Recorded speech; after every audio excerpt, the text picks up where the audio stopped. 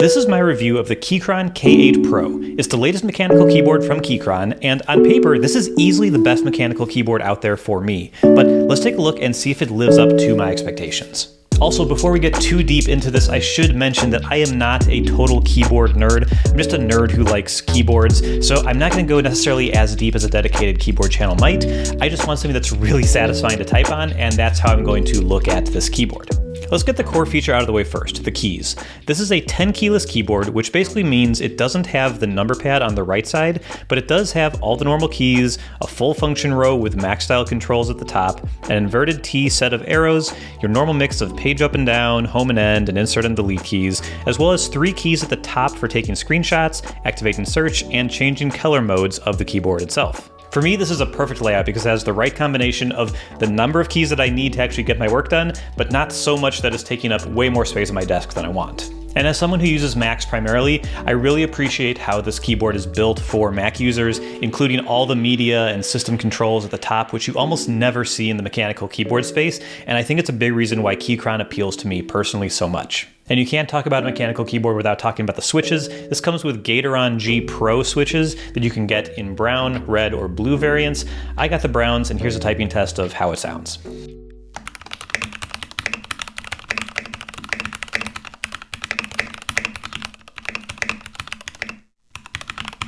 Now that was the K8 Pro. Let's do a quick comparison to the regular K8, the non-Pro model that they've been selling for a couple years.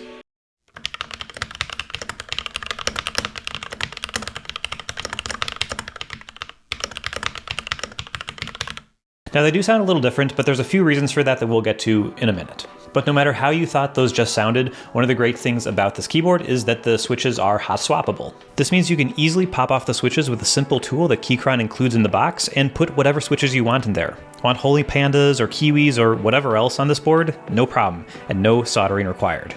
This is where the Keychron K8 Pro really shines. It has a USB-C port on the left side that you can use to plug into any computer and it'll just work immediately. It also comes with this braided cable that connects at an angle, which is nice. This cable also charges the K8 Pro's internal battery, which is what it uses when it's on Bluetooth. So you can pair it with Bluetooth to up to 3 devices. It works great, is super reliable in my experience. If you don't use the keyboard for about 10 to 15 minutes, it'll go to sleep, but it wakes up effectively instantly, much faster than the original K8 in my experience.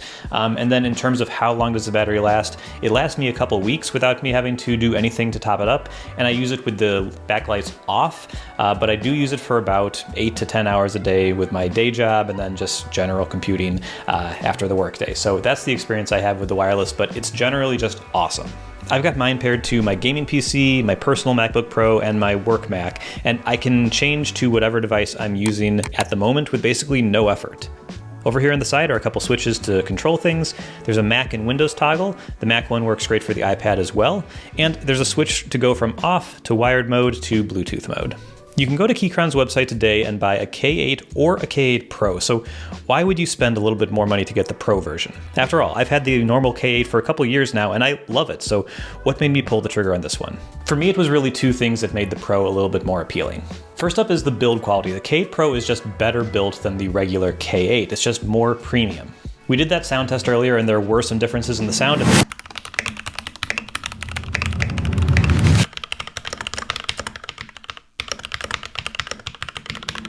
There's 2 reasons for that. The first is that I was comparing the plastic model to the aluminum one, so there's going to be a little bit of difference there, of course. But the bigger difference, even if I was comparing exact same models to each other, would be because there's just a lot more going on inside the K8 Pro.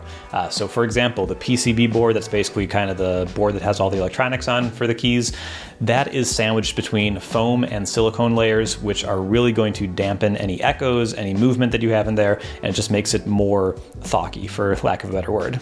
So again, you can get either of these models, the K8 or the K8 Pro in plastic or aluminum, but in either case, the Pro model is about 30% heavier just because of this additional stuff. The other reason to go with the Pro model is customization. If you want to change literally anything about this keyboard, you can. It's built from the ground up to be taken apart completely and rebuilt however you'd like.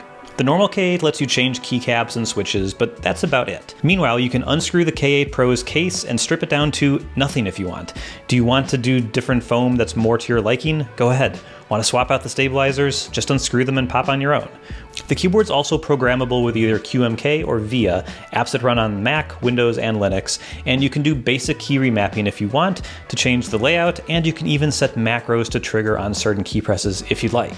I've used both of these and I personally think VIA is a little easier to use, but they both get the job done and are really nice to have if you have something you want to change about the keyboard. For me, I think the K8 Pro is my new recommendation for most people who want a nice mechanical keyboard, but don't want to go crazy. I think that the out-of-the-box experience is really good. I think the price, even at the high end of $110 for the maxed out version of this, which is what I've been reviewing today, is really, really good in the mechanical keyboard space. And even compared to like Apple's keyboards, which are completely different to these, but are also much more expensive, I think the price is actually pretty decent. I think being able to switch between 3 devices is awesome. I love how it's made for the Mac primarily. Like, it's just a really nice keyboard, really nice experience in a way that not all mechanical keyboards are. So on paper, this is the best keyboard I think in the world for me.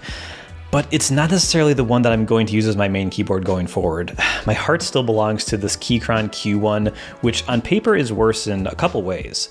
It's got all the customization options of the K8 Pro that we talked about, and it has even better build quality. But it's wired only, there's no Bluetooth, and it has a couple fewer keys than the K8 Pro as well.